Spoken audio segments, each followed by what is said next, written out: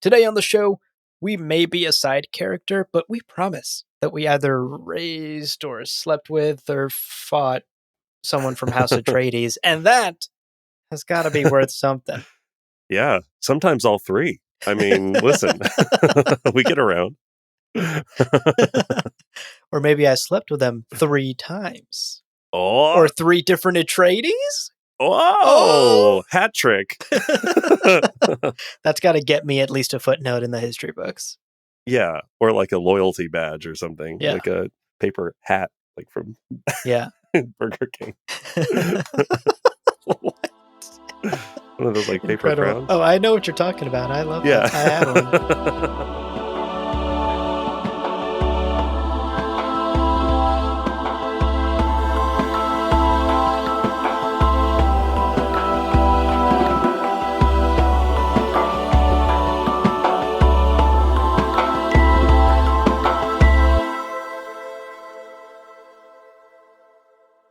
Welcome to Gom Jabbar, your guide to the iconic world of Dune.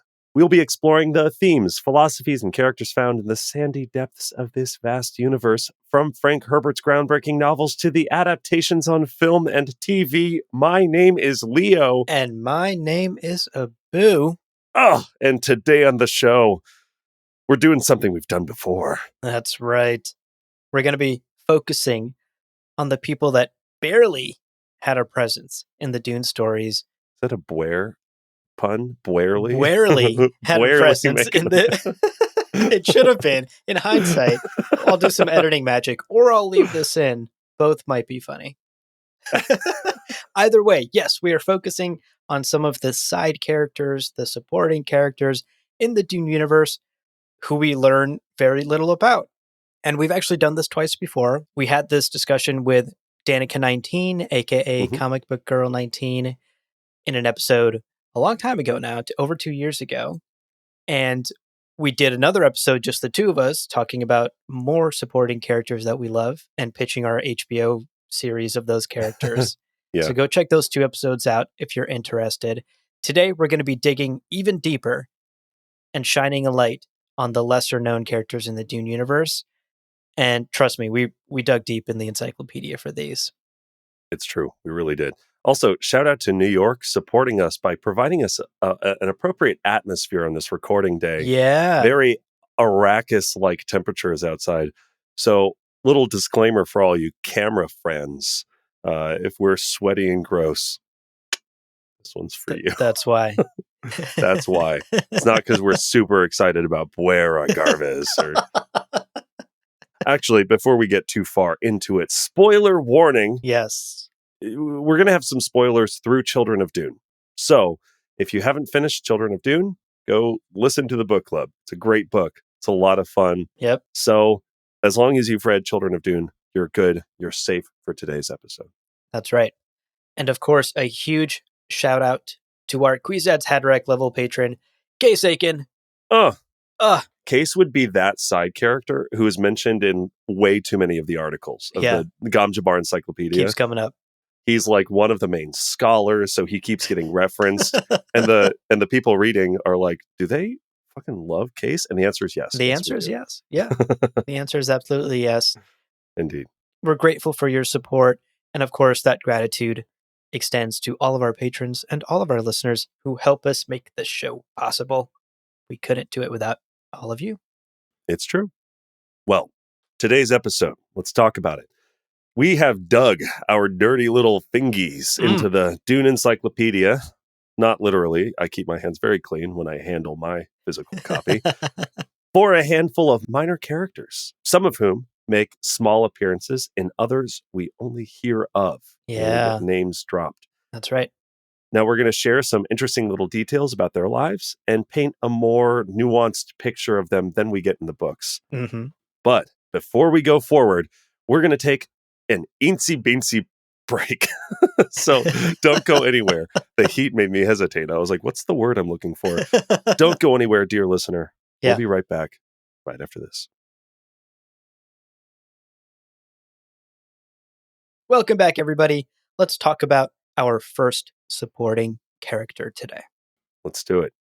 Bwera Garvis, everyone. Oh, Oh, is the first character we're going to talk about today. Our guy Bware, if you recall, played a small but important role in the saga of Alia Atreides' life during the events true. of Children of Dune. But frankly, we barely got to know the guy. So Yeah. let's dig into the encyclopedia and learn a bit more about him. Let's do it. Starting at the beginning, Bware Agarvis was born in Siege Tabur in 10,185 to Zagros and Nashor, and he was actually the only son in a family of 4 daughters. Does that make him 9 years younger than Paul? Something like that? Well, Paul was 15 in 10,191. 10,175. Okay, so that makes him 10 years younger than Paul Atreides. That does. I don't know why I never thought of that, but it's interesting to think about these characters in relationship to each other. Yeah. 10 years younger than Paul. Yeah. Cool. And I think it puts in context how young Paul is throughout the books. Like, Yeah, he's a no teenager kidding. in book 1. He's like in his early 30s in book 2. And, you know, he feels like an old, decrepit man in book 3 by Children of Dune. But honestly, he's probably like fucking 40. He's like Ben Kenobi. He's like 40, but Yeah. played by a 75-year-old actor. Yeah, exactly. Truly. I'm 38. Oh, did someone Really? get this guy some Jesus. water? Get him some skin lotion. Bro A is, protein shake? yeah. So, baby Bware Agarvis had a pretty chill childhood, all things considered. He's actually pretty closely related to Stilgar, and the encyclopedia points out that growing up, his playmates included literally Stilgar and Hara's own children as well. Like they all played in the same sandlot together or whatever. Yeah. And by all accounts, he had a very normal and uneventful Fremen upbringing. He learned the ways of the desert and he honed his skills in the siege. And it was all just a very normal Fremen childhood for Bware. At least until some pivotal things took place on Arrakis. What could you possibly be talking about? I can't even begin to guess. Yeah. Fucking Paul and Jessica showed up. Yep. Basically, in a very like Forrest Gump kind of way, Yeah. Bware's life does kind of interweave with a lot of the events that we're familiar with way back earlier than you'd expect. Right. Like, we meet him in Children of Dune as just a kind of whatever side character, but he was there the day Paul and Jessica arrived at Siege Tabur. Amazing. He was literally in the, oh my God, look at that guy. He's 10 years older than me. Right. Now, when Paul and Jessica first arrived, we get this quote. Agarves notes in his diary that, although he was only 6 years old at the time, he remembered vividly the upheaval in the siege when Stilgar and his group returned with 2 outworlders, Usul and his mother Jessica. End quote. I like that Bware is using Paul's Fremen name, Usul, that he's using the tribe name that is specific to Siege Tabur in his diaries. Nice little continuity with For sure. in-world lore. Right. That's how he would think of Paul because that's how he was introduced to him. Also, this is after Paul has killed Jameis. So he's meeting Paul having been accepted by the band of Fremen that were out. Correct. So, yes, he's like, oh, that's Usul? He killed Jameis? Fuck. Holy shit. 6 years. He's 9 years older than me. Right. Or whatever. That's crazy. Upheaval indeed. Upheaval indeed. And then actually, when he was 24, he was also at Siege Tabur when Emperor of the Universe Paul Atreides returned with Chani to give birth to their twin children. Amazing. Like, this really puts into perspective, like, you know, Andy Samberg from Palm Springs, Lonely Island, Palm Springs, and Brooklyn Nine-Nine. Right. He went to my high school, and he's like, he might be about 9 years older than me. It does feel a little bit like that, where you know someone, you meet someone when you're a kid, or you kind of know you're there in the same circle, and then they end up like Emperor of the Universe, and you're like, well, I'm like hanging out. Subscribe still. to my podcast. Yeah, Bware has a podcast, and it's like the peak of his achievements. Yeah. Also, Chani, the like amazing, incredible person, Chani, he like shows up, bags the hottest, like the greatest girl in Totally. the siege. Totally. Yeah. Through the lens of this like high school image you're creating of Yeah. Blair and Paul going to the same high school, this is like the head cheerleader and the douchebag jock coming back 20 years later, and you realize like, oh, actually, he's like the head of the UN Council for something. You're like, God damn it! Ambassador to the UN, yeah. And you're like, wow, shit, you really went far, didn't you? Yeah, you and you asshole? got the girl. Wow, And you got the girl. Cool. Blair's Really like works feeling out. really bad about himself. Works out for other people, doesn't it? Sometimes. And actually, at this time, when he's like 24, he's described as having a round face and sensual good looks. Oh, Ooh. okay. Plus, quote, characteristic nervousness of manner Oh, and an unshakable faith in the divinity of the Atreides, end quote. So he is a believer, at least. Yeah, he's like, the jock is the coolest person in the universe. And I'm so nervous all the time. Yeah. Even though I have sensual good looks, nervous all the time. Right. Gotcha. Right. Now, after the events of Dune Messiah, Stilgar brings Blair, remember they're related, so they're sort of family, extended family. Stilgar brings Blair to Arrakeen and actually gets him a job in the temple commissary. Ugh, typical nepotism. Straight up, this sounds like straight up nepotism. Yeah. And this actually kicks off a period of Blair's life that is very easy and luxurious and laid back. Yeah. Yeah. Where he, quote, succumbed to the softness of life in the city, end quote. And the encyclopedia even notes that it's in this era of his life that he grows water fat and lazy. He basically just goes soft, right? Yeah. He's no longer a Fremen of the desert. He comes to the big city. He gets these easy Nepo baby jobs because of his, cousin's uncle or whatever. And he kind of lives it up in Arrakeen. And we're told that after bouncing around a couple of sort of low-key, unimportant positions in a bunch of different ministries within the government, he catches the attention of the commander of the Temple Guards, Zaya, who we also met in Children of Dune. Yeah, true. And Zaya brings Blair into Alia's service officially. So that's finally where that Alia-Blair connection happens. Yeah. And that's how Blair ends up working with and then eventually being Alia's lover and tool and all of the events that we know basically from here forward we know about his life because it's what takes place in Children of Dune. He becomes Alia's lover. Right. She uses him to capture Stilgar, and he is ultimately killed by Stilgar. He is killed by family, which is just a tough look for our guy all around. Yeah, that's a brutal way to end your story. I also, I remember reading Children of Dune and really hating Blair, being like, oh, what a piece of shit, Blair. Ugh. He's everything that we're kind of taught to despise in the young Fremen. But I also just, on a sympathetic note, thinking about the timeline of his life, he was 6 when Paul and Jessica showed up. The Lisan al-Gaib showed up. Right. And barely 2 or 3 years later, Paul dethrones the Corrinos and starts this galaxy-wide jihad against the kind of old government. I do wonder how much that upset the generation that Blair is a part of. Like, how much did they get the typical Fremen upbringing? Because recall that most Fremen, like riding the sandworm, is something that happens at 12. That's still 4 years out for Blair at the moment that the entire galaxy is kind of under the Fremen's attention. Yeah.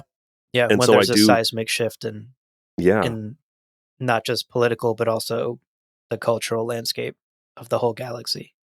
And we know how much stuff changed for the Fremen. So part of me also wonders, like, did he grow soft and lazy and all of these things that we generally are told to dislike about people?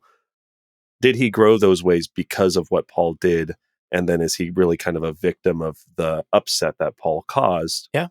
And then can we look more kind of compassionately upon him as a character? Yeah. And less the way I did when I read the book, where I was like, oh, this fucking guy, get the fuck out of here. He died off stab stage. him, Stilgar, stab Hell him. yeah. Glad he got killed. Yeah.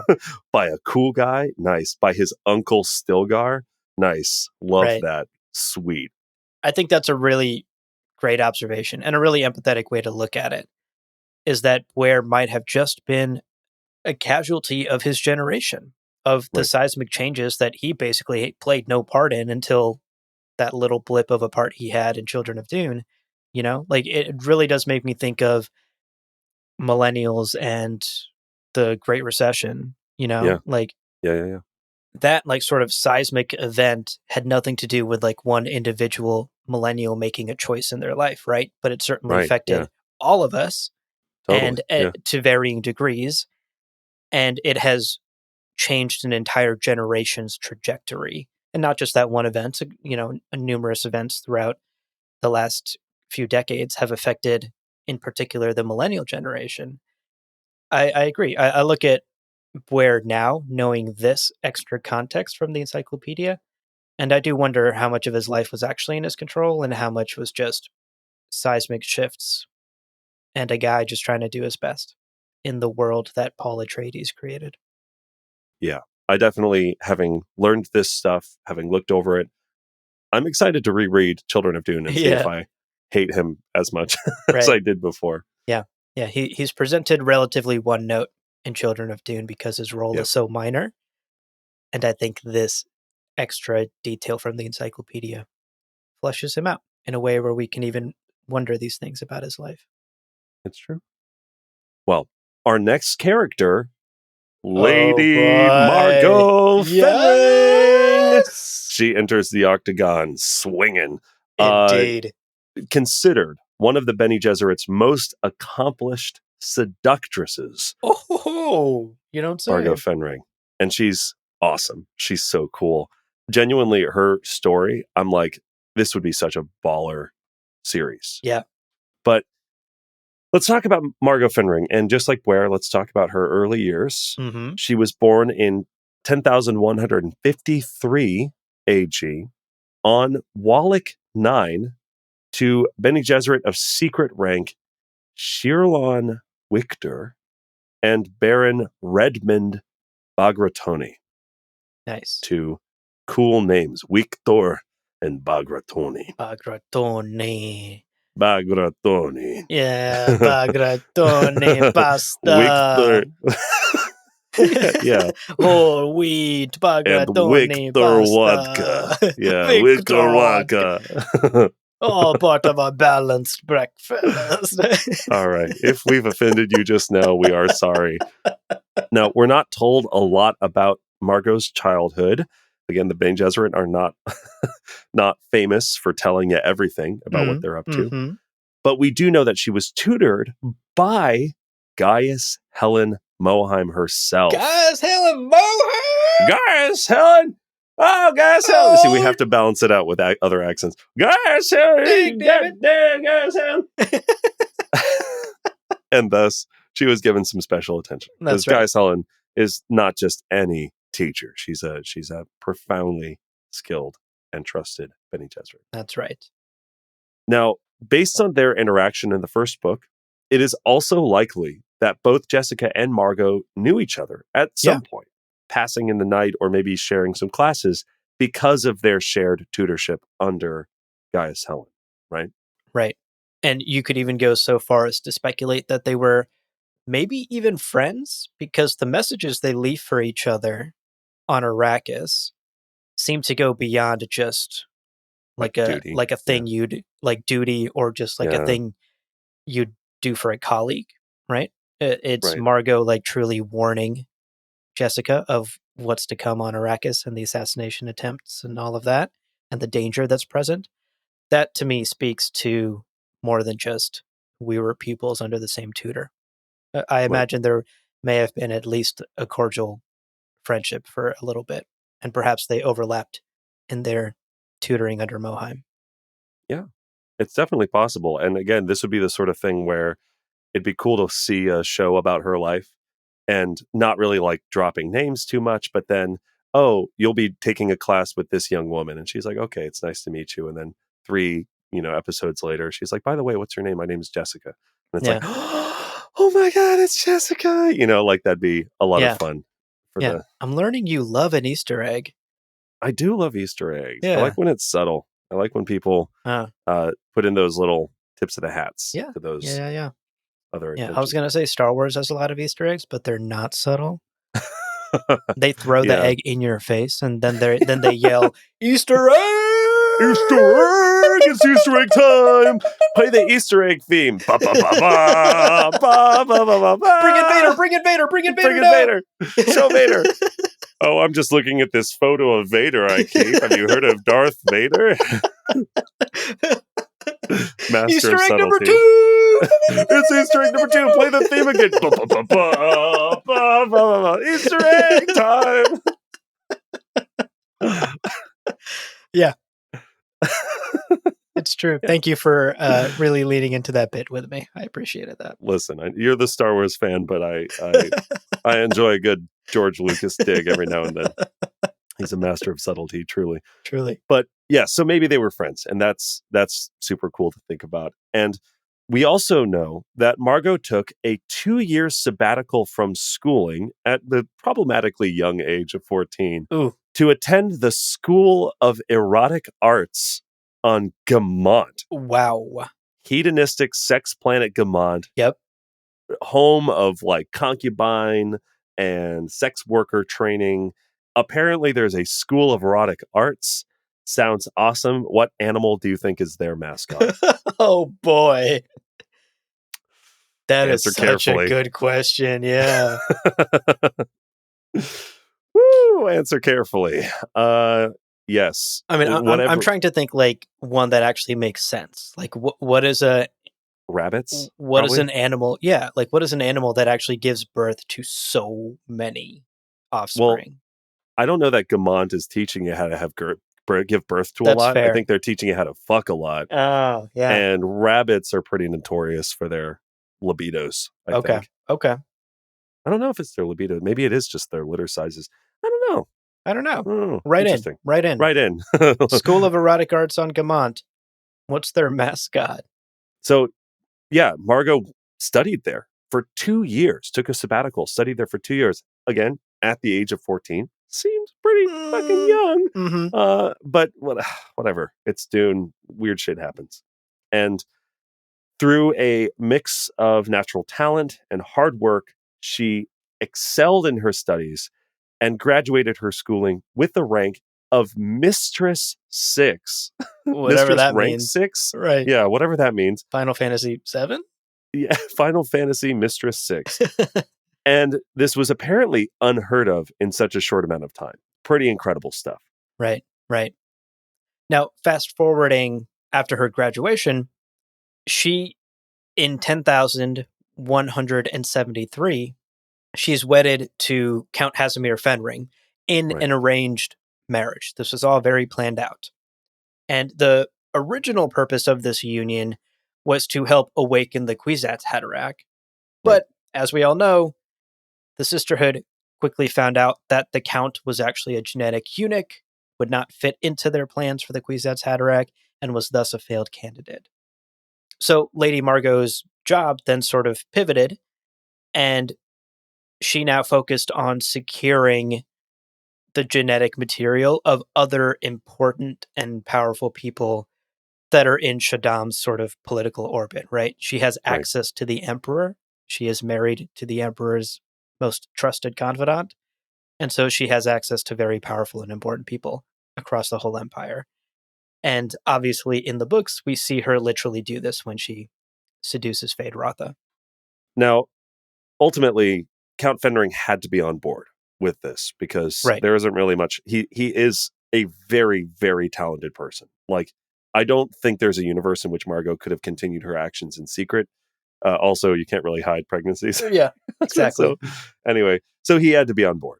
And Margot went about convincing her husband of basically the Bene Gesserit goals and the kind of why they're doing what they're doing. Yeah.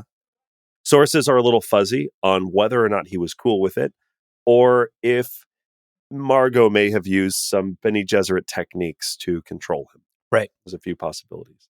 One possibility is that during their time as royal envies on Arrakis, when they had a lot of time to kill, we know that she trained him in Bene Gesserit techniques. Right. And it's possible that during this training, giving him techniques, showing him the power of these ways that they can kind of move the universe, move the needle in the universe. She subtly bewitched him with the sisterhood's mission, convinced him the sisterhood is to be trusted and needs his help. And he was like, okay, yeah, cool, I'm on board. Right. I'm in. Let's do this. I mean, think Jessica and Farad'n, right?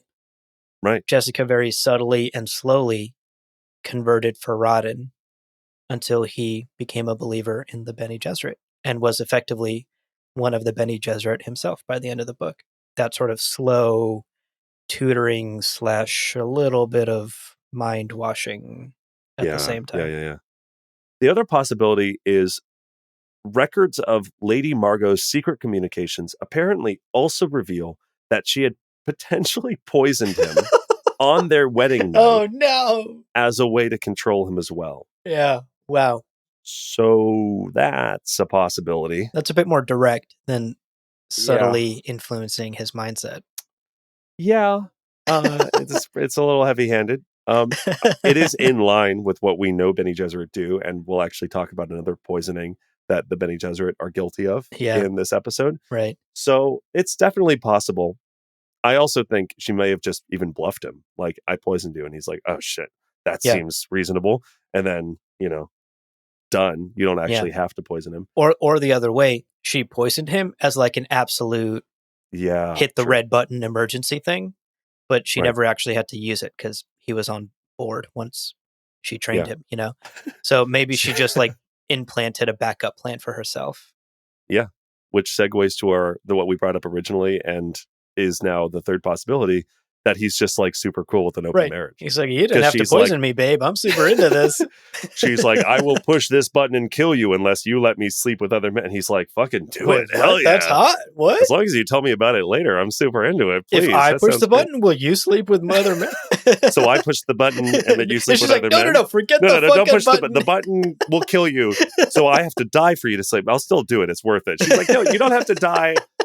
I was just saying, the if button you never don't. Existed. So do I push the button twice if I want you to sleep with twice as many men? Or like, how does... Yeah, it's possible he's just super into it. He's like, whatever. Yeah, that's your job. Let's do it. Let's get it done.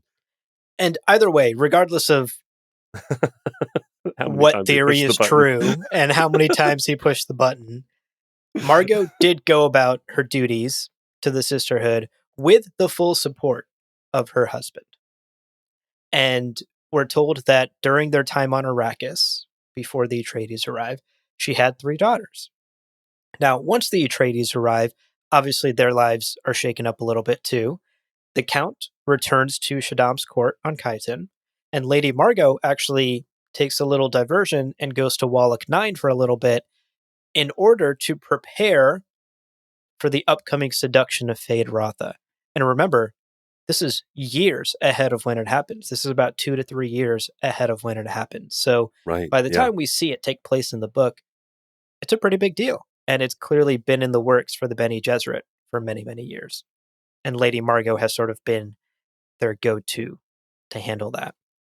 I can't even imagine what those 2 years would contain, but it's good that she does her prep work. Again, this, if nothing else, speaks to the fact that the Bene Gesserit do not take risks with things that have to do with their breeding plan. Definitely. And with the Kwisatz Haderach program. Yeah. They have one of the fastest to achieve, one of the highest ranks, one of the most successful seducers in the universe. She's a dime. She's smart. She's capable. She's got every tool in her She's tool got belt. access to literally the Emperor's court. The Emperor of the galaxy. Right. And they're like, we're going to give you 2 years. Yeah. And we're going to make sure we do the prep work because this cannot fail. And sure enough, it doesn't fail. So whatever she did for those 2 years, it worked. Definitely. Look, the Bene Gesserit are nothing if not thorough. They're always crossing their T's and dotting their I's. And you brought it up earlier, but it's worth mentioning again. Lady Margot is very thorough with Feyd as well. Not only is she successful in her seduction of him, but she implants that hypnotic command word that will render his muscles immobile. And that, again, is just a backup plan. Maybe much like the poison and the big red button with her husband. It's just a last-ditch backup plan should Feyd ever directly threaten a sister. Right. or should he ever be in a situation that threatens their plans with the Kwisatz Haderach. The Bene Gesserit clearly operate on a principle of here's plan A and here's plan B, and then here is like, oh no, everything's going to shit. Backup plan C. Now, the final kind of chapter in her life comes with the final chapter in basically the Emperor's party as their experiences wind down. After Shaddam is defeated by Paul and he takes his uncreased Jordans and the throne. That hurts. It hurts. Margot Fenring and Count Casimir Fenring joined the Emperor Shaddam, in exile on Seleucus Secundus, and she stayed by her husband's side until his death. Mm-hmm. She didn't do much during this time, and the encyclopedia speculates that her inactivity was probably, quote, the result of confusion among the Bene Gesserit leadership and an unnamed malady that rendered her barren, end quote. Yeah. It was a slow period after a very busy life, for sure. Yeah. Although then after Count Fenring did pass away, after he died of old age, she returned to Wallach 9 to spend the rest of her life teaching and serving the Bene Gesserit. So wow. Continuing to give to the sisterhood. Yeah. She believes in the path. She believes in their goals, even after Paul happened. Yeah. Once with the sisterhood, always with the sisterhood. It really seems that way, with only a couple of exceptions. Right. Wow. What a prolific life. Lady Margot. It's very, very cool. Very cool life. And we're going to talk about another Bene Gesserit who also rises to the halls of power. And it's kind of fun to compare and contrast their lives. We're going to talk about her later in the episode. Very true, yeah. But before we get into our next supporting characters, let's take a quick breather. Let's get some water. Again, it's really hot here in New York. We're both melting in our seats. True. But don't go anywhere, dear listener. We will be right back because there are more interesting supporting characters to talk about. We'll see you in a minute. Welcome back, everybody. Hope you enjoyed your break. Hope you went to Gaumont and got your BA in the erotic arts. Yes, that's right. Well, let's talk about... Wait, is that at the door the greatest woman in the universe? What? I think it is. We've got Hurrah! Hurrah for Hurrah! Oh, hurrah for Hurrah. Love her. 12 out of 10. Wonderful person. Love her. Let's talk about Hurrah. We both deeply respect her. She's awesome. She has a really fucking cool life. And like it or not, she got stuck right up next to history-defining characters. Truly. Just upsetting the flow of the world multiple times. Truly. She was intrinsically tied with the Atreides, as we'll see shortly. But first, let's rewind the clock and go all the way back to her birth, because Hurrah was born in 10,157 to Yajna and Daco. And as far as her family is concerned, she actually is one of a twin. She had a twin sister.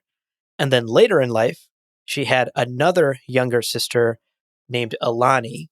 And Alani is notable because Hurrah really doted on her. They had a very strong sibling relationship, and in particular, Hurrah came to sort of spoil Alani as the older sister and caretaker. Learning that she was one of a twin also gives me a little bit of insight into maybe she was uniquely set up to be the maternal figure for Leto and Ghanima. Yeah, that's true. She's like, I know what twins are like. Right. I was one of them. I know how to handle twins. Yeah. You just dress them up in the same clothes all the time. It's easy. Yeah. And then they both like the color green.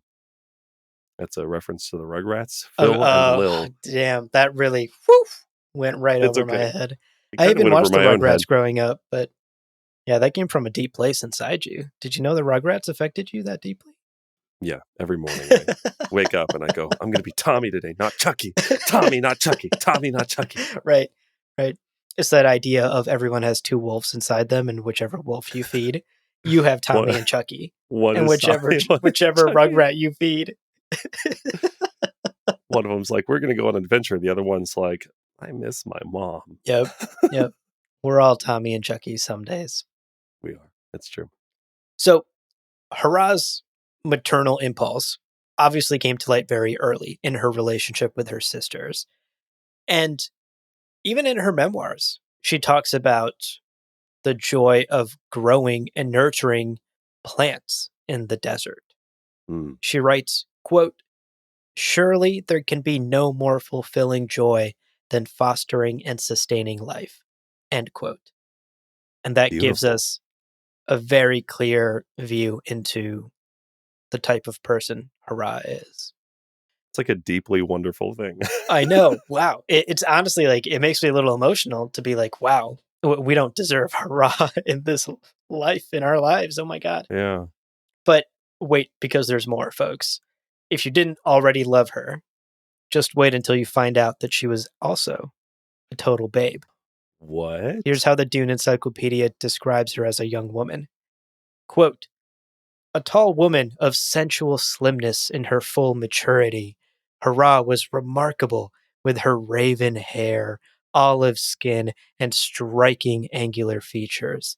A stunning woman eagerly sought after by the men of her siege until won by Jeff."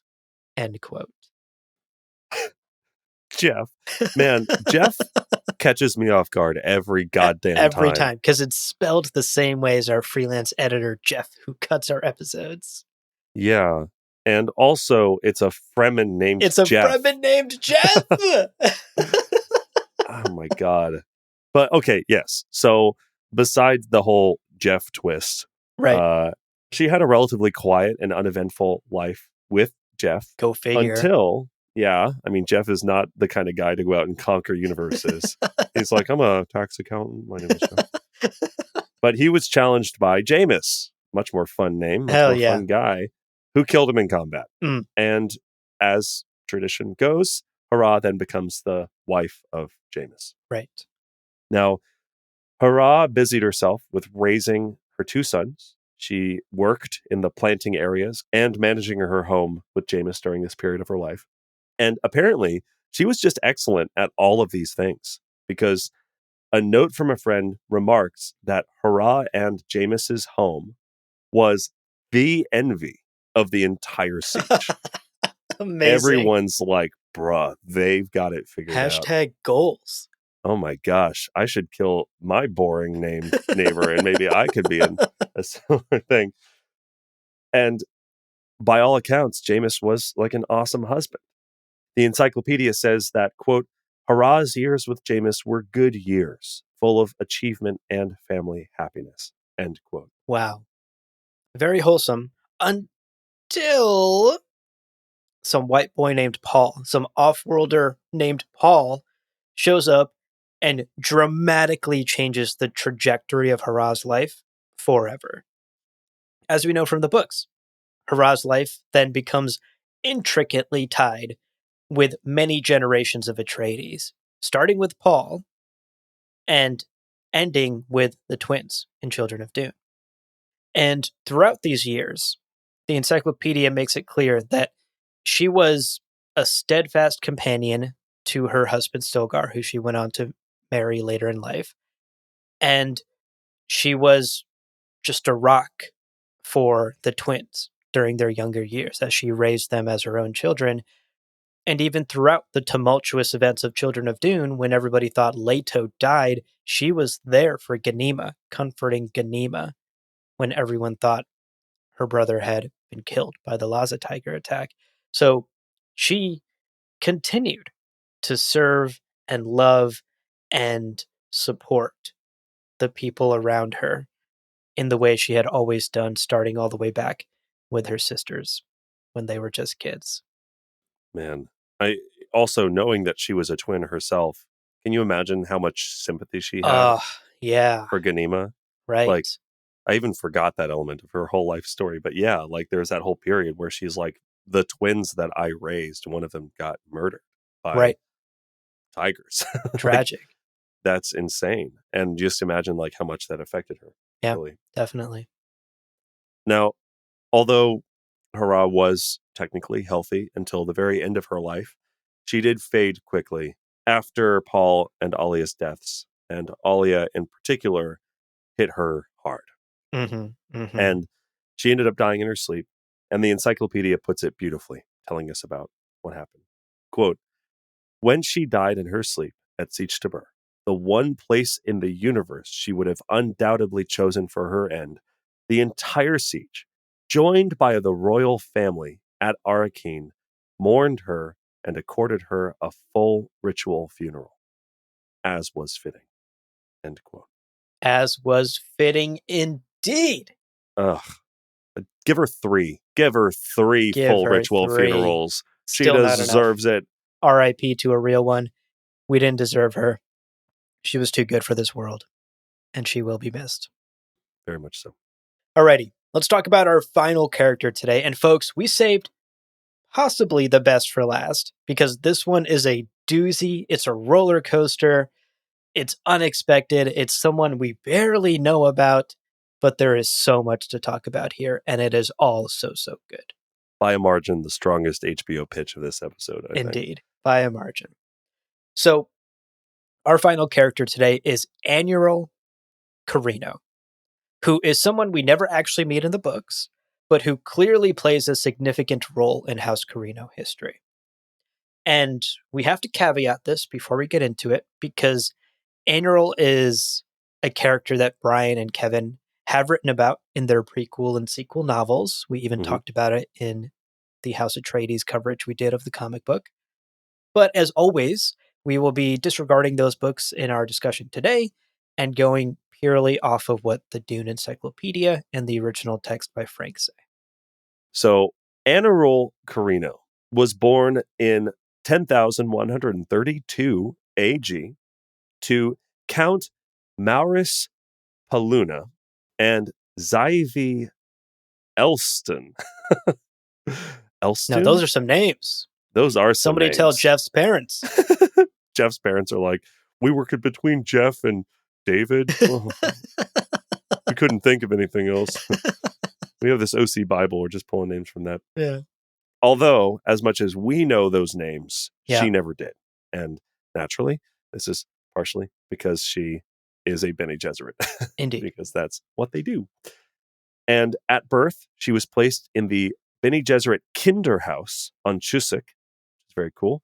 It's kind of a Bene Gesserit daycare where the babies begin their training at just months old. It's like, incredible. All right, you can hold up your head. You can start to learn how to take over the universe. How about you all do these finger exercises, you dumb little baby, huh? Yeah, how's your Prana Bendu guy? Your Prana Bendu going? You can lift your skull. All right. Was hoping you'd do that last week, but accepted. Also, isn't Chusuk the planet that like Gurney Halleck is from? It's the musician planet. It's the musician planet, which will come into play. That's cool. So yeah, she's in this Bene Gesserit Kinderhaus. This is also where the word kindergarten comes from. Same etymology. And early years of her life seem tough, and her frustrations about living in the Kinderhaus are clear in the journal she started keeping from age 5. Now, here's what we're told about these journals. Quote, she was unhappy living in a dormitory with 5 other girls, supervised by an ever-changing staff of sisters. Her entries indicate a growing inability to make close personal attachments to others. End quote. And fucking yeah. It's like you got this big group of kids and then the adults in your life are always changing, so you're not really getting that consistent like parent feeling. You're not able to have that surrogate parent feeling. Yeah. So yeah, that's hard. Then it's understandable that was frustrating for her. Now, later in life, Anna Rule actually became interested in music, makes sense, on Chusuk, and learned to play the lucichord. But her teachers at the Bene Gesserit school didn't think that this was a useful or appropriate skill for a sister to waste time on. Boo. Bullshit. Boo, Bene Gesserit. That's the worst thing they've ever done. Ever. Bar none. They discouraged this one person from music. Quote, all the sisters tell me how... I was not ready for where this sentence goes immediately. All the sisters tell me how ugly I look when I play my darling Binbeck, and that I will end up a wandering minstrel instead of a proper lord's lady. Okay. Well, I don't want to be a lord's anything. Hell yeah. I want to be a musician all my life. Hell yeah. End quote. Fuck yeah. Amazing. Bro, Anarul, awesome. Awesome. Hell yeah. Binbeck, by the way, is the name that she gave her Lucicord, which cute. is fucking awesome as well. Yeah. Hell yeah. That's a real connection. It is. I played trombone for 10 years. It's sitting right over there. What's I never its name? gave it a name. No. I never gave it a name. Give it a name right now. Jeff. Jeff. It's the best, most creative name I could think of. My trombone's name is Pot of Green. Incredible. Yeah. What a cool fucking kid. Are you kidding me? Yeah. To be she sounds like such a cool kid. Definitely a bit of a rebel. Love it. Unfortunately, as cool as she was, the life of a musician is not what she was destined for. And much like Lady Margot, at the too young age of 14, Anarul was sent to the chapter house on Gamont to be trained as a breeder. Very similar life paths here for the two. Luckily for Anarul, she spent just a very short and very unhappy period on Gamont before quickly once again being transferred, this time to Kyton. And we get a journal entry from this period in her life. And the thing that really sticks out to me is just how young she sounds here. Like her tone in this entry makes my heart go out to her, because at age 14, nobody should be fucking going to Gamont for any reason. This is what she wrote. Quote, "The sisters are transferring me to Kyton next month. Molly says she's never heard of a novice being sent to 3 different schools, and she thinks I'm either a special student or a dumb one. I think the dumb label is the right one." End quote. Oh, come on, Anarul. I want to give Anarul a hug. Oh, that's brutal. That That's does tough. sound like she's listening to an Evanescence album and she's like, yeah, dumb sounds better than anything else. I'm not special. I must be dumb. Why do they keep transferring me? Listen, to all y'all out there, if you're a younger listener, it gets better. It gets better. It does. And the world is so much better with you in it. You're special. You are special. We're all special. And you learn to love yourself. You learn to love the people in your circle. It gets better. And I'm in my 30s now. It's fucking awesome. Yeah. It's like every decade has been wonderful. When you hear people like waxing poetic about missing their younger days, there are things you will miss. Certainly. But it's okay, because you will discover new ways of being compassionate for yourself, new ways to enjoy and engage with the world. It's so worth it. It's wonderful. You're good. Yeah. You're all right. You're all right. It'll be all right. Uncle Leo. Uncle Leo, damn, yeah. Woo, go off. Get on my super positive soapbox. Every dark moment will end. And indeed, there are better moments ahead. You've got this. You've got this. And Anarul has got this as well, because she does. Things really turn around for her when she gets to Kyton. She begins to thrive in her training and in her schooling. And there are multiple records of her being listed as an honor student for multiple years running. And when she graduates in 10,151, she graduates with highest honors in both literature and history. Hell yeah. There you go. Oh my God. Yeah, killing it. She bounced around a couple of different schools, didn't do well in them, transferring here, transferring there, and then she did it. Graduated with honors. Now, after a short year spent as an assistant in the Kyton chapter house, she was sent to House Carino as a concubine to Shaddam in 10,154. So at about the age of 22. Yep. Now, her journal entries from this time reveal a shockingly wholesome, pleasant, and platonic relationship with Shaddam. Yeah. Between her and Shaddam. Quote, "Shaddam was interested in her music and poetry, and Anarul was intrigued by his gem collection and his knowledge of historical architecture and costuming." All right. End quote. Bro pulled out the gem collection. I gotta see this gem collection now. I'm so curious. Also, how often does that work? You're like, you want to see my collection of Dune collectible cards? And Right. they're like, I'm not trying to sleep with you. This is platonic. Do that's you want to see my amazing. gems? I want to see your gems, bro. Like, yeah, that's wholesome as shit. That's great. I love it. Yeah. Now, there is a sort of gross, dark element to this period Right. because it's during this time that Elrond the Ninth, who was just a bag of shit, just an awful dude, began employing Anarul in her concubine duties for himself. So, sort of, my son's not going to sleep with her. Yes, I will. You know, Ew. super gross. And again, what we know about Elrond from Brian's books and from the little that we learn in the Dune Encyclopedia and Frank's books, not a great guy. So this Right. tracks. Absolutely. And to protect her, Shaddam took her as his wife to protect her from that creepy move by his disgusting father. Yeah. Good on Which is Shaddam. really good. It's a really good look Yeah. for Shaddam the Fourth. I mean, this is also potentially a few years before he started poisoning and killing his father. So, you know, A double flex. double flex, you know. But hell yeah, dude. You're enjoying your conversations with her. It's platonic, but you're like, you know what? I'm going to marry you so that you don't get pulled by that geezer all the time. Yeah. Great. Yeah. It's a good look for him, for sure. Yeah. Now, this starts her period as, I guess, Empress of the Universe, the wife of the Yeah. Emperor of the Universe.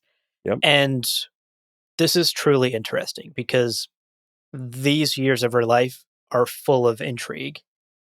The main issue is that she really gets on the Sisterhood's nerves by ignoring their orders to give birth to 4 daughters.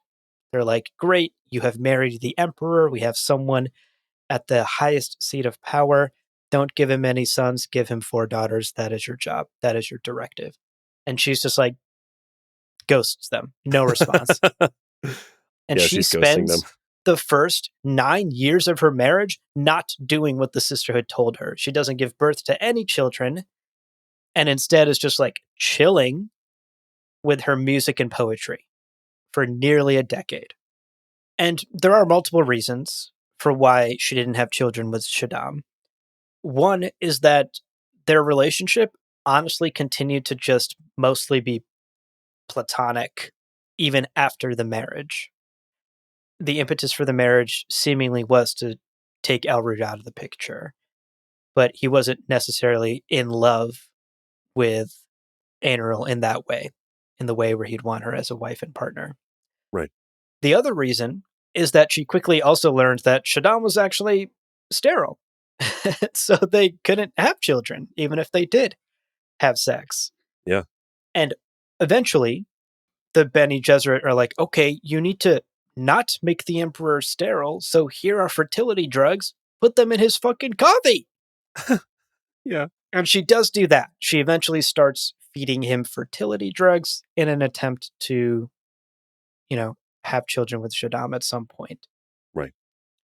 Ultimately, that decision is kind of thrust upon her when to have children because it's revealed that Shaddam, now that he's been taking these fertility drugs, actually went out and gave birth to 2 illegitimate sons. There are 2 bastards out there that could vie for the throne of the known universe if they wanted to. And that is obviously risky and throws a monkey wrench in Bene Gesserit plans. So Gaius Helen Mohiam herself, folks, shows up at Ainril's doorstep to deliver this news and to pressure her into giving the Emperor legitimate children, as she has been ordered to do. I was going to say, is this before Mohiam's assignment as the Imperial Truthsayer? Because also maybe showing up at her doorstep is just like 2 doors down. It could be 2 doors down. That's unclear. Yeah, she just like lives that like 2 idea doors too. down in the palace.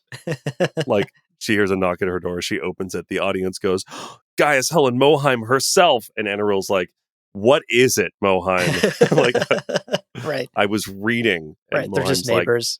Like, I walked 14 feet to talk to you, okay? Right. You're going to hear me out. Regardless of whether it was 14 feet or 14 light years, Gaius Helen Mohiam still shows up at her doorstep with bad news. True. And Ainaril actually writes about this visit in her journal. Quote, Gaius Helen was here again all morning, lecturing me at first, and then actually threatening me. I hate that self-righteous bitch. And she says that Shaddam is wasting his seed on nobodies, while I squander all my time and attention on Binbeck. End quote. Oh And my again, God. Binbeck is her Lucicord, which she Yeah. clearly has with her all these years later.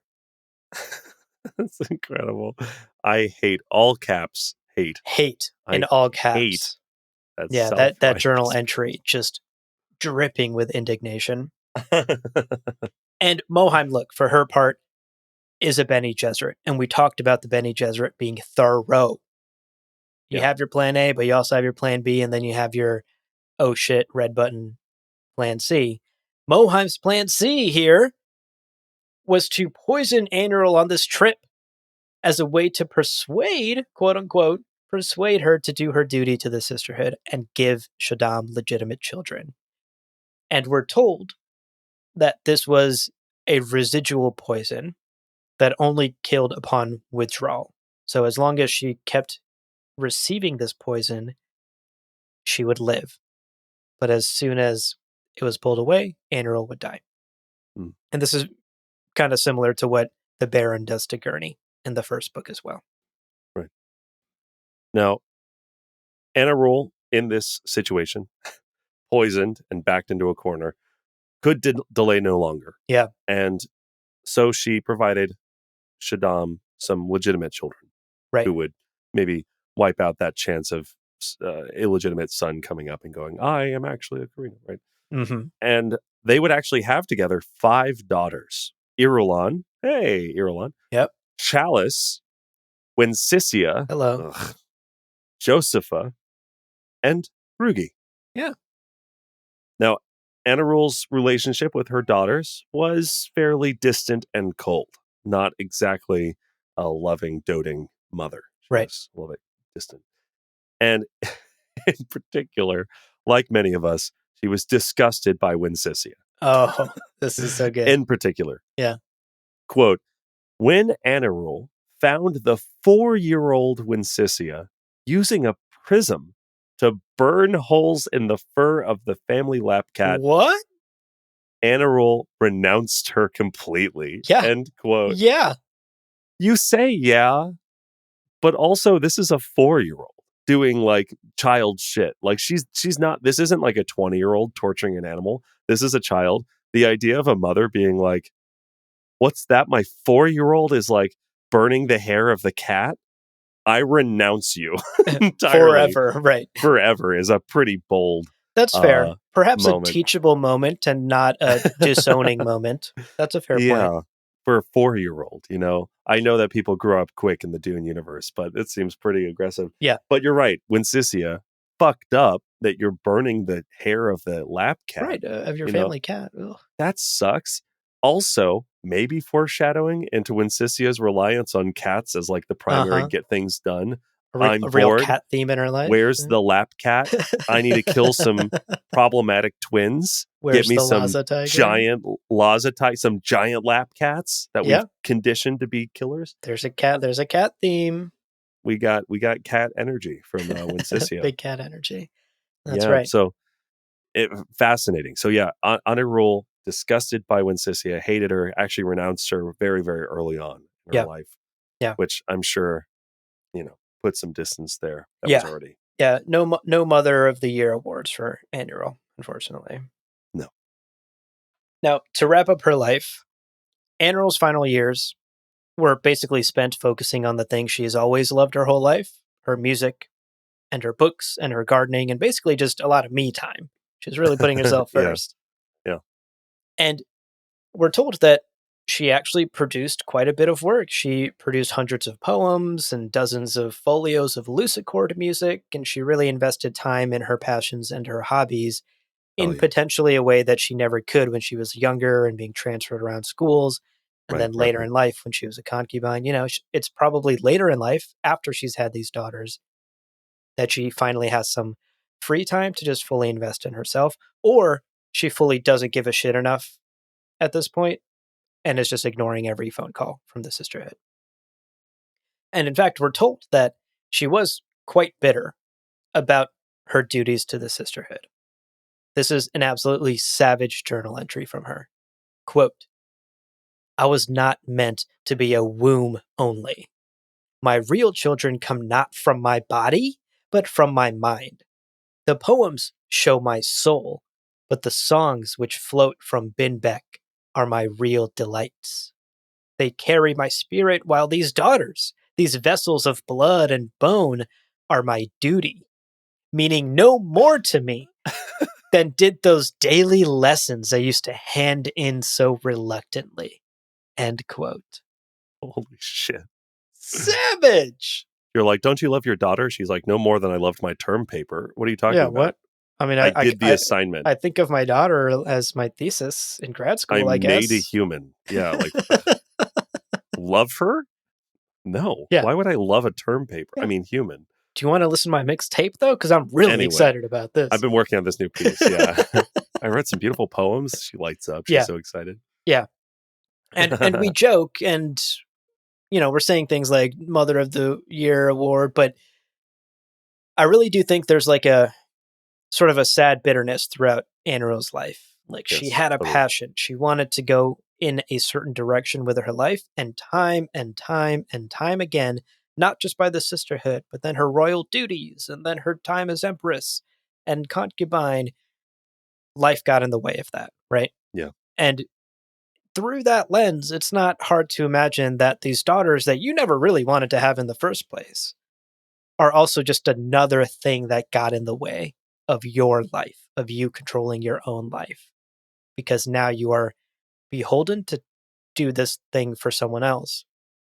Raise your daughter, have another child, do the blah, blah, blah. And you can't actually go and make music or garden, write your books, or play Ben Beck, your favorite Lucicord, you know? So, Yeah. as harsh as we may be sounding against Annual, I'm actually quite sympathetic because this Same. is a life Yeah. lived that's not her own, clearly until the very end, until these last like decade or so of her life, where she finally gets to invest in herself. And actually, in the very end, she fully takes control of her life. Because even after 5 daughters and all of these years invested towards sisterhood plans, she's told that the sisterhood is still unsatisfied and wants her to have more daughters with Shaddam. And Anriel decides, fuck Nope. no, that's Yeah, enough. nope. And she basically figures out where this poison has been coming from, because again, she still has this poison within her body. Right. She figures out where it's coming from so that she can cut off the supply, stop taking it, and allow the poison to finally end her life. That is her final choice and sort of the autonomy she takes back from the sisterhood. And this made my jaw hit the floor because she does figure out where the poison's coming from. And dear listener, you will never fucking guess. Yeah, try right now. Try to guess. Say something out loud. We'll give you like 2 seconds. 2 seconds. All right, here's Wrong. the answer. It's not that. It's not that. You're fucking wrong. Quote, Reverend Mother Moheim had impregnated the wood and the strings of Annual's beloved Binbeck, making the instrument of her joy also the instrument of her destruction. And what the quote, fuck? What That's so the devious. fuck? That's so mean. Binbeck. What the hell? Binbeck. Not Binbeck. Oh my Binbeck goodness. the betrayer. The More betrayer. That is so evil. Ugh. And how sad is it rude. that even at the end of her life, when Anriel is trying to take control, she has to give up Binbeck. That She is has the to only stop way. playing her instrument. The only way. It's also what an acknowledgement of the qualities of her life and passion that Moheim knew. Without uncertainty, knew that Anarul would never stop playing the harp, the Binbeck, would never stop playing Lucicord. The Lucicord. Like, Moheim knew that Anarul's nature was she plays this instrument so regularly. Right. I do not have to worry about her unintentionally dying at any point. And then think about then the torture of her entire life being given these assignments that go against her playing music or being engaged with that part of herself, Yeah. which is so dependable that Moheim poisoned her with it. Poison in it. Oh my Yeah. goodness. Unbelievable. It speaks to just so many layers of just manipulation and just like genius on Moheim's part, honestly, to like know this young student so well. Yeah. It's tragic. And my heart truly goes out to Annual because she lived a life that was not her own, and much of Yeah. her life was out of her control. And she found comfort in music and poetry. And that's all she had at the end of her life. That's true. Amazing, an amazing story. Yeah. And again, probably the strongest HBO series we could get from this episode. Yeah, And that's it. Those are our characters. that's it. So as we wrap up, Mm-hmm. we've got a question to end on. And Abu, Right. I am dying to know, Okay. of the characters we talked about today, Uh, who would you go out to brunch with of the oh. characters that we talked about today? Ooh. Bottomless mimosas. Who are you putting at the other side of the table? Yeah. Well, Ware's off the list instantly. He probably True. would have been off the list for any question you would have asked. Yeah. I am 100% taking Hurrah Mm, because brunch with Hurrah honestly sounds lovely. agreed. Sounds good. And it's not only because she totally deserves it, right? She deserves to be treated to bottomless Just mimosas and something delicious. Stacks of pancakes. Stacks of French as many toast. Anything she whipped wants. cream on top. She deserves all of that and more, but also because her motherly, loving nature would make sure that we both had an absolutely wonderful time at this brunch. True. She would be out here telling the waiter that my order was wrong for me. Because Yeah. I sure as hell never say that. I am Yeah, never yeah, yeah. about, I'll just eat whatever accidentally showed up on my plate. Because the thought of telling a waiter something's wrong is horrific to me. I have some hard lines that I draw, but yeah, similar. Yeah. I don't want to. I'm like, that's close enough. I'll eat it. Yeah, exactly. Hurrah, though, in the most loving, right? She would not be Yeah, like a she's Karen like, no. at Yeah, this yeah. restaurant. She You would, deserve. in the most Yeah. loving way, make sure that my order was correct. The waiter's like, oh my god, I'm so sorry. Yeah, Right. let me Oh my get gosh, you the right thing. it's free, Madam Yeah, Hurrah. yeah, It's free. please. You It's can free. have the extra plate.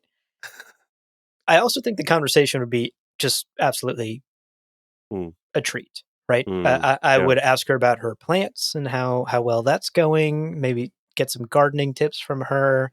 I'd love to hear about what her kids are up to, right? Like, what are her two sons up to from her marriage with Jeff, and how's just life with her. I'd love to check in, and I'd love to just know what she's up to, because I think she would just share openly, she would share honestly, and she would equally be invested in knowing about me as well, right? She would be asking me questions as well and be Yeah, invested in my life and wanting to like fully be engaged. Based on And the characters we see her interact with, she seems like the kind of person who very seldom do people ask her a lot about her life and ask her yes, about that stuff. And it's like, right. yeah, to get that opportunity to really give like, no. Tell me about you. Like, what are Yeah, you interested in? Like, exactly. how you She been this give, season? right? Yeah. That's hurrah. And I actually have a close friend who's exactly like this, and we Mm, joke with her all the time. Where it's always just like, "Don't you dare do dishes when you come visit us," you know? Like, how dare you? right. How fucking How dare fucking fuck dare you. you? Yeah, Fuck you know what? you. All Actually, right. fuck you. Yeah. Who give you the fucking gall to come over here and to do chores? Right. And this person is honestly such a lovely person to be around. I've traveled with them, and it's just such a treat. So, you know, I have a person in my life who is exactly like this, a giver, giver, giver, giver, Yeah. such a loving person to everyone around them. Their main priority is in life is to make sure everyone else is happy. And, you Mhm. know, that can be taken to an unhealthy extreme. So I would want to be here for her. I'd want to treat her. I'd want to ask her about her life, and I'd want to make sure that she had a lovely brunch. And in return, I know for certain that she'd make sure that I had one too. Yeah. And at the end of the day, I would insist probably over Hurrah's very loud and aggressive objections, I Right. would insist on paying. You're like, Conley, and the winner of the fight gets to pay. Yeah. I would love to treat her in that way. I think she deserves it. She deserves to receive even a fraction of the love that she's constantly giving out. Very true. Well said. What about you? Who are you getting unlimited pancakes with? Well, Hurrah seems busy. I mean, she has some brunch dates already. So I think honestly, Anna Rule. Oh yeah. Yeah. I really vibe with the descriptions of her platonic relationship with Shaddam. Like, I almost think maybe she's asexual or aromantic. Like, she's just not really interested in that kind of stuff. Right. And she's just like music, and poetry and art. Yeah. It's like, but then she's also open to weird fixations. She's like into his gym collection. I've got collections now. I'll show you my Dune cards. My if you Dune want card. to, Do you want to see my binder, Anna? like, read me some poems. I'll show you my like weird collections. It's going to be great. I've got lots of these little rubber hands. Yeah. I've got too many of these little rubber hands. I'll show you my rubber hand collection. All right. I feel like we would vibe on a few different levels, right? Yeah. Like music, Yeah, art, yeah. and all that. I And can see that.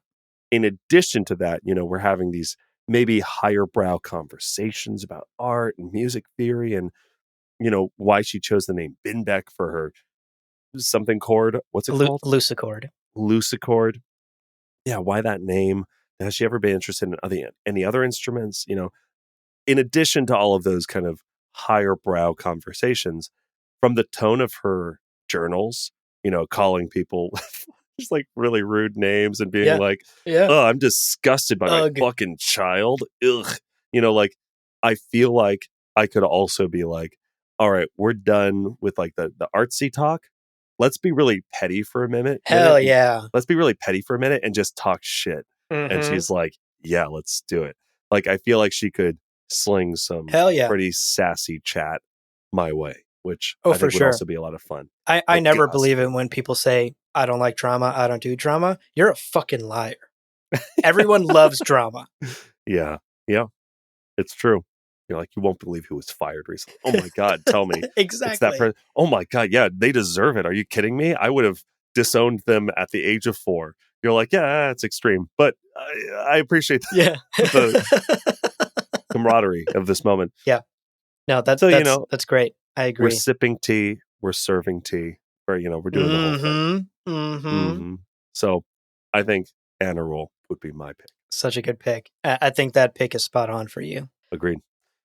Well, and that's our episode. That's the episode, folks. Before we let you go, dear listener, we have some reminders to throw your way, like gossip with Anna Rule at That's brunch, right. or just words of affection for hurrah at brunch. Mm-hmm. And the first most important message we have for you is, hey, you want to show how much you appreciate what we do, and if what we do serves your life in any way, consider becoming a patron. That's right. Patreon.com/GomJabar. It's the best way to support what we do here. It's the best way to make sure we're able to keep doing it. You get some benefits in return.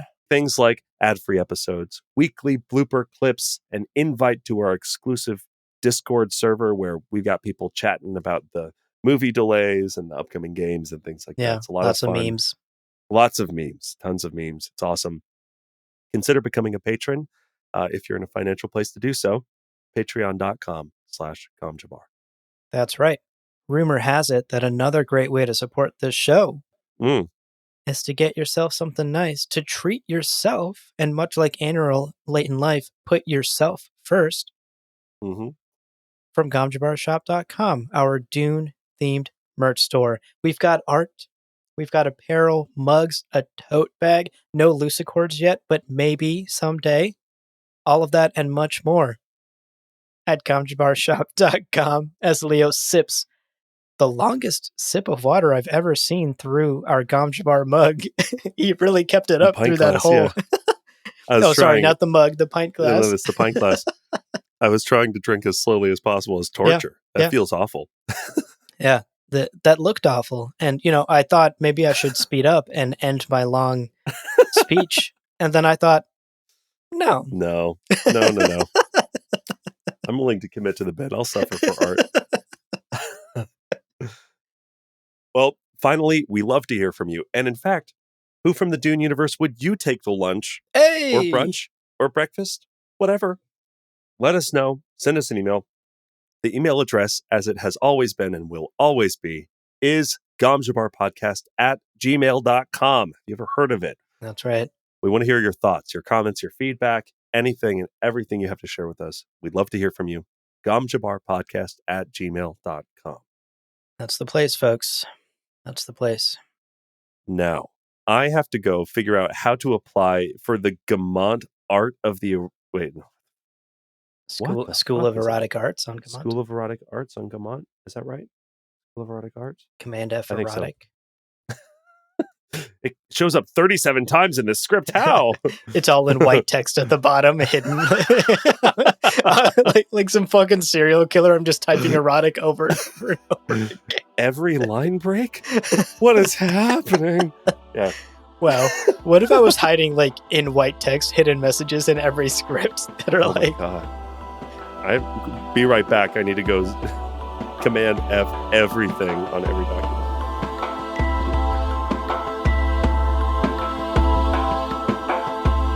well, friends, there is no real ending. It's just the place where you stop the recording. But this podcast is always one step beyond logic, so help spread the word of Muad'Dib and leave us a review on Apple Podcasts and Spotify. And be sure to check out the other shows on the Lore Party Podcast Network on loreparty.com. You can also follow us on Twitter and Instagram at lore_party. We are also at TikTok at Gamjabar Podcast. Thank you so much for listening, and remember, whoever controls the podcast controls the universe. We'll see you on the Golden Path.